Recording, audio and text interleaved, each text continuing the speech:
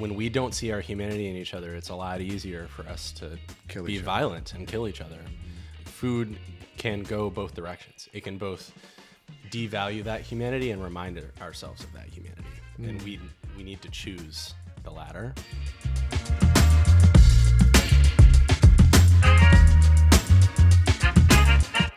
You know, I was a free lunch beneficiary. Really? I didn't know that. It was horrible. It was great, but horrible. And this is the effect and power food has had in my life when I recall about the past, is that I remember being in third grade classroom and my teacher having us stand up and announce along with our attendance here if we were going to pay for lunch, if we brought our own lunch, or we got free lunch or subsidized lunch. And right off the bat, we don't know any better. We're third graders, but immediately, whether I wanted to or not, we were advertising to our classmates our socioeconomic status. And I remember not wanting to stand up in class and asking my mom if I could bring food in because, you know, kids were mean. They would tease, like, at least I'm not poor. I didn't know what that meant. I just know it meant it made me feel shitty because I was something that they were not. And I think that alone, right? I think we use it in war, we use it in society, we use it in our cities. We see how people eat food, consume food to measure the quality of their life and where their social status is, right? Like you could look in a person's pantry if it's filled with food, you could say like they're pretty well off. Yeah. Right? It's a sign of excess. I think that's one way food can suppress. I think other way food can be empowering is, once again, the concept of free breakfast or free lunch. Mind you, too, I was a beneficiary not just for free lunch, but for breakfast as well, too, because my parents worked early in the morning, especially my mom. Right? My dad worked night shifts. So I needed to be at school early. That means as a child, 2/3 of my caloric intake came from school, free lunch. Think about that. Yeah. Right? And also just the origins of the free school lunch program. It's like Black Panthers shot out, right? Yeah.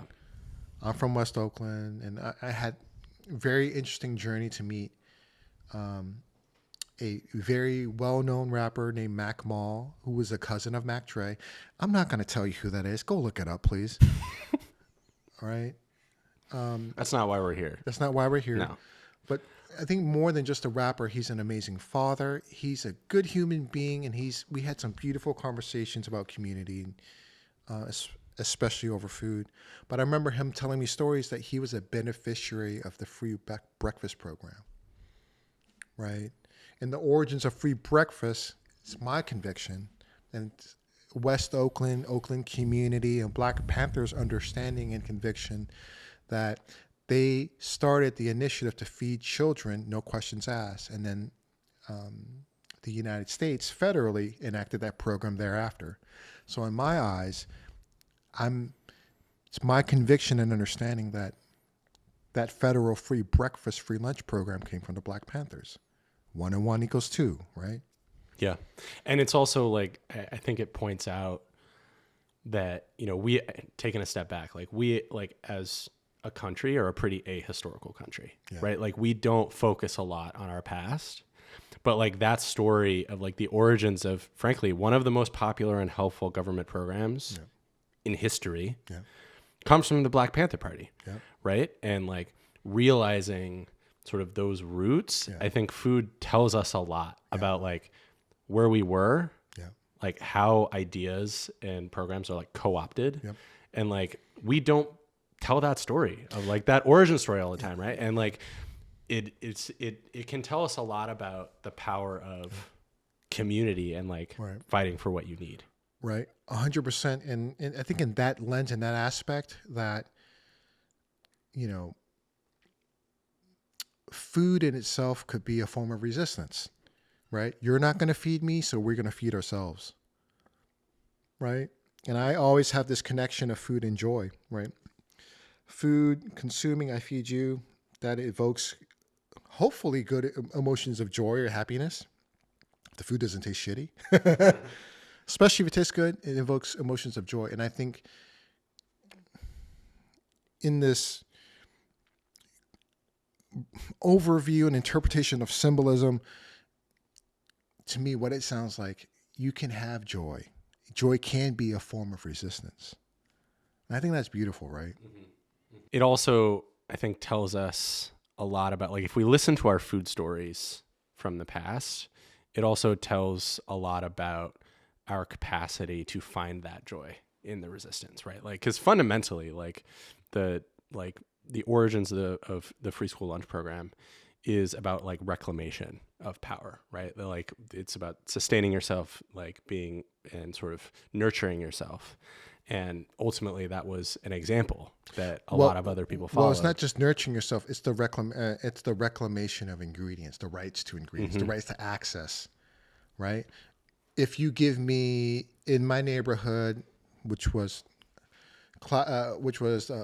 classified by the FDA a few decades ago, I believe by now, that West Oakland was a food desert. Right? Like, it's not even just about what I eat. It's about what I have, what proximity access I have to. Right? You give me a neighborhood full of liquor stores, you're telling me I don't deserve food. Yeah. Right? So the moment you start to say that these people, my people, the community deserves to eat well, eat 2 times a day, 3 times a day, they need to have vegetables, not just meat and rice. They need to have organic ingredients and organic market. It's not a reclamation of food. It's a reclamation of proximity and access to resources, right? And that's a classic war thing. Let's talk about, name any war. Ukraine, Gaza, Iran, Vietnam, Laos, Myanmar, Sudan. Food has always been a tactic to suppress people, right? So they can die, so they could give up, so they could be desperate, so you could kind of curtail them to do what you want them to do. Yeah, it was a weapon of war. Starvation of Ireland and Irish people, historic, what's it called, potato famine, right? And I don't mean to be so singular on incidences on different countries, but there's many wars, right, where that tactic of using food as a weapon. Yeah, I think your story about the Black Panther Party and like the origin of school lunches, like, it reminds me a lot of how I think a lot of the sort of complexities of history can be reflected in our food stories. Mm-hmm. And so, like, the one that comes to mind for me is the story of corn. I feel like it tells like 2 sort of parallel stories to each other that are really complicated. Very Americas. Yeah, it's an S. Yes, Americas, right? And also specifically about the United States, tells like a really important, messy, like violent story that, like, I think is important for us to be honest about, like in our history, particularly in this moment, right? Mm-hmm. Like, where, this myth of America is sort of being reinforced, like our ability to sort of look at American history and be honest about it, actually I think is more important now than ever. And so when you look at the story of corn, there's sort of 2 parallel stories that happen at the same time. One of them is, if you, in a lot of indigenous cultures, corn is sort of fundamentally sacred crop. It's like one of the 3 crops that form the 3 sisters planting polycrop. And it's, very important to a lot of indigenous cultures. And so it sort of tells one story, like one very old story, obviously in the United States, of sort of violence and displacement and oppression. And then on the flip side, corn is also, like, in the modern time, like, the United States is one of its biggest commodity crops, right? And so I can't remember the exact percentage, but it's like above 90% of corn that is grown in the United States is not for actual, like, not for human consumption. It's for either like putting in our products or for feed for cattle and other livestock. Pigs, yeah. And so, like, those 2 stories told by one ingredient or one crop, depending on how you look at it, sort of tell the full story of America, right? Like, historically, it tells a story of, there's some really messy, awful contradictory things about things that don't live up to our values, about like violence and displacement of indigenous people, all the way through to sort of modern capitalism and sort of squeezing our ingredients and our crops and our food for the maximum economic benefit, right? And then I think windows into that complex story of when we fall short and like when we can do better, I think are important. And like food can give us a window into that in ways that, we don't need to sit down and like read a textbook or listen to a podcast, right? Like if we listen, we can sort of dig into those stories and like literally taste them. Like when we sit down and eat corn, that's the story that we're consuming. Yeah, right. At the end of the day. And I think that's unique. 100%. Corn, I think it's safe to say, or it's a fact that it's such an ancient grain, and it's not just multi-generational, it's multi-era, right? Where depending on the context of how you're speaking about it, there's a rise of corn, there's a fall of corn, and there's an exploitation of corn, right? And I think that could be compared to almost any other sort of topic about the world, right? Yeah. You could say that about cotton. You could say that about guns. You could say that about, right? Yeah. And it's interesting how the United States, as you portrayed it, has gone into this extractive model. How am I going to make the most money for cotton, for guns, without the consideration of peoples, without the consideration of being ethical, without the consideration of being moral? And we're talking about the context of food. So it's very interesting. Yeah. And also, if you like dig one layer deeper, like, my dad's side of the family is from a small town in Indiana. Corn. And like a lot of corn country is deep red, like Republican country. Why is that? And so like when you really unpack it, it's like there's a lot of overlap in the sort of ingredients of daily life in like deep red area. So what you're saying is the exploitation of ingredients and the extraction of in this case we're talking about food, right? The extraction of it, the intention to squeeze as much as they can out of it, right? Are you suggesting that it comes from racism? I mean, big surprise, right? Shocker. Yeah. I mean, I think it's, racism fundamentally devalues people's humanity, if not strips it entirely. And I think the sort of the extractive model of seeing the world is sort of the sort of relentless pursuit of like money and power, regardless of what it requires us to do. Yeah. Sometimes that through that view of the world, everything from privatized prisons and then finding the people to fill those prisons up. Yeah. And I think, corn tells that full story from like how, it's oppressed, indigenous peoples view, something fundamental to their culture, all the way through the sort of violence and extractive view of the world that has turned that thing into something that is, part of this dinner table and like sort of a resource for people to spend down on. And so it tells a story that is, I think, fundamentally uncomfortable, but is one that, like, if we really believe in this view of the world where everybody can live a sort of happy and healthy life, is one that we need to grapple with, right? Because ultimately that view of the world, of sort of the extractive view of the world, fundamentally stops us from being able to ensure people can live that way. Because not everybody has access or opportunity to live that way. Or unless they convince everyone to think that way. Right. It's a cultural message, right? And then what happens is that's when genocide happens. Right. Exactly. Right. Exactly. When we don't see our humanity in each other, it's a lot easier for us to be violent and kill each other. And I think it's food can go both directions. It can both devalue that humanity and remind ourselves of that humanity. And we need to choose the latter. And if we listen to the right stories in our history, it can help us do that.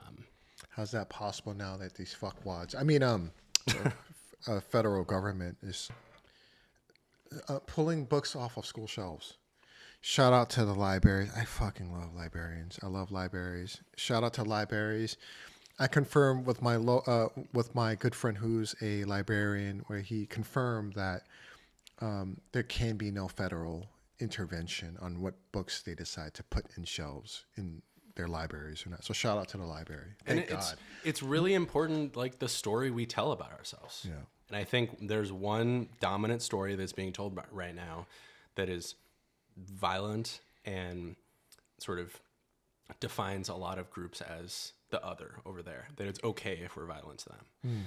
And I think our challenge is to offer an alternate story about the United States that is authentic and is honest about what our history has been, where we've fallen short, but also highlights the ability for us to transcend those failures to be able to show up for each other. And so, like, I'll give you a really specific example. Like, food has been really a space for me to be able to process, like, the contradictions between, like, my lived experience and my family's lived experience as, like, a white family in the United States with our shared view of the world, which is really driven by justice and wanting everybody to, have opportunity to live a happy and healthy life, right? And so, like, food has created this space for me to process, the messiness of that. Yeah. And, like, over the past, few years, I've been really digging into my family history. And, like, I grew up in Seattle, but, like, growing up, I didn't really know anything about my family history. I was just like, okay, I know, like, my last name's German, so at some point my dad's side of the family came over here from Germany. And so when I dug into it, what I realized was that my dad's side of the family has actually been in what we now call the United States since before the American Revolution. And what that sort of opened up for me, and, like, understanding my family's history, is that story comes with a lot of contradictions, right? Just by the nature of being in the United States for 250 years, it comes with a lot of messiness, right? And so I found these moments where it was really shameful, right? Like, we talked about, corn and Three Sisters and indigenous cultures. Like, I have ancestors who were Quaker missionaries who went to Oklahoma and, like, converted indigenous peoples to Christianity and Quakerism, right? And so, like, you mentioned genocide earlier, just to put a finer point on it, like cultural genocide, right? Like, it erasing people's culture. And so there were moments that were shameful, that were embarrassing, that, like, did not line up with how I view the world, right? But then there were also moments that were, really inspiring and, like, really prideful. Like, I, like, found that, because of the Quaker tradition, a lot of my ancestors were abolitionists in North Carolina. And so, there's, but just by the nature of, like, being in the United States for that long, there's, like, contradictions in my family history that sort of reflect the United States' contradictory history, right? Like, we've set these, like, lofty goals of a country where, it prioritizes equality and liberty, but then at the same time, as we know, it's like, cultural genocide of indigenous peoples, slavery, all of the things that we know that we have fallen short of those ideals. Right. And so, like, food created this space for me to understand that history and understand that family story, and then be able to sort of crystallize my responsibility to adding to the story, which is one that I can be proud of, one that I believe contributes to that more positive view of the world. Right. And I think ultimately, at least from what I've sort of realized through, grappling with my own family story, is that ultimately that's what we need to do, right? Like, as a country, is to say, like, hey, every generation of the United States, like, has stared at those contradictions and said, we can do better than that. And they weren't Pollyannish about it. They weren't, like, saying, like, oh, we've come so far, we're, like, post-racism, all of those. Like, if you really look at history, like, the people, like, they got on the muck. They're like, hey, we're not good enough yet, but we can take one step in the right direction. And I think, like, food created that space for me to honestly get really energized about contributing to that legacy of, like, contributing to, I know we share that view of the world. And I think fundamentally, like, we choose what chapter we add to the story. And we can choose to add a more just chapter to the story. But that requires us to be honest about what the previous chapters were. And I think food creates space for us to do that. So I love that you're saying in the context of we. For me, as a brown man with a lot of tattoos, when I hear we, and the people who have an issue with it, to me that sounds like white fragility. So for me, it's foreign. For me, you're speaking as the we, as the United States of America, not to separate my identity as an American citizen and your identity as an American citizen, but for me, I'm hearing this context of getting people to understand that they need to face it. For me, that's not me. Yeah. That's not a we. Yeah. But you're saying we as collective. I'm hearing we as white fragility. Yeah. I'll be more specific. We as white people need to be honest about it. And white adjacency. Yeah. Right? Because it's not just white people. It's people who want to benefit from white supremacy. That's a whole nother episode. Let's talk about Tune in for the next episode. Shit, we need to have a seafood boil, multi-tasting course. That's a long ass conversation. Yeah. Right? And then, that term is thrown around irresponsibly. I don't think a lot of people who use the term white supremacy knows what it means. I don't think the people who criticize it knows what it means. I don't think the people who uphold the values or deny that it exists know what it means, right? And to be honest too, I'm going to put myself in that bowl too. Like we talk about white supremacy all the time. I talk about white adjacency, white proximity all the time, but I think that's a good conversation to have, right? Because it's that conversation of we, or them, or those.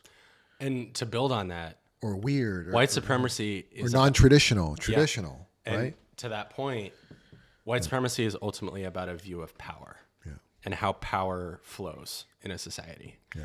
And like white supremacy ultimately is about white people deserve power, or like let me in, coach. Let me in. It's like, let me in, coach. Well, but I think to that point, the way we define normal, quote unquote, confers power, right? Like when people are not normal, or we define them as not normal, or not traditional, or not authentic. And so we're ultimately, when we're talking about like grappling with our history, we're also talking about grappling with how power has been used. Yeah. And to sort of contribute to our own chapter to that story, we have to be very honest about what power means now and how whatever that power looks like, and that power looks different depending on who you're talking about. So you're talking about accountability. Yes. Ultimately. Is that no decisions are to be made without accountability, no matter who you are, where you're walking in life. Yeah. Even if you're dyed orange. Subtweet. I mean, I think accountability, right? Yeah. And accountability, ultimately, I think it reinforces, just to use our relationship as an example, it reinforces the importance of trust.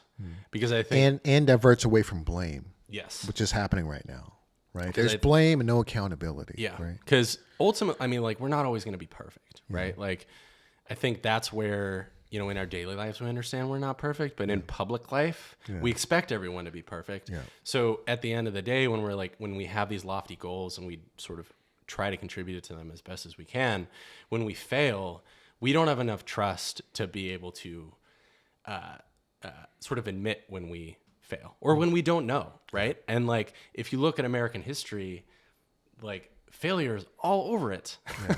And so like a grappling with our sort of with our failures is like ultimately fundamental to us building this better world, right? And like accountability can't happen if we don't do that. So what does, you talked about failure. What does failure look like? What does success look like for the future? Right? It's like, does that, I mean, are we going to be generic about it and be like, it's less crime? Is it increased GDP, which I fucking hear all the time? California's GDP is great. Like, where's my benefit? Oh, the stock market's the stock market's great, right? Dow Jones hits 50,000 tons for the first time in history. Like, you can't put food on your plate, but the stock market's going up, so we're fine. trust me, okay, it's fine. Like, trust me, right? I think a lot about, what I've learned like, working for the Obamas for the past 8 years. And it's really kind of what we've been talking about. It comes down to finding joy in the messiness, honestly, because, as we've talked about, like the American story is really messy because there's contradictions in it, right? Like we've fallen on our face so many times, and, there are so many times where we have been triumphant and sort of transcended those failures that ultimately, like, change is messy. And so, like, to your point about the joy of food and sort of finding joy in food and resistance is, I think, fundamentally about finding joy in the messiness of making change. And I think, like, in reality, that means like finding joy in the relationships that we build when we're all trying to contribute to it, right? And I think that I really try to keep that top of mind, like when we're sort of encouraged to hate each other and to like push each other away all the time, is to sort of try to find joy in those relationships, even if they're, what we're ultimately wanting to work on is really messy and contradictory.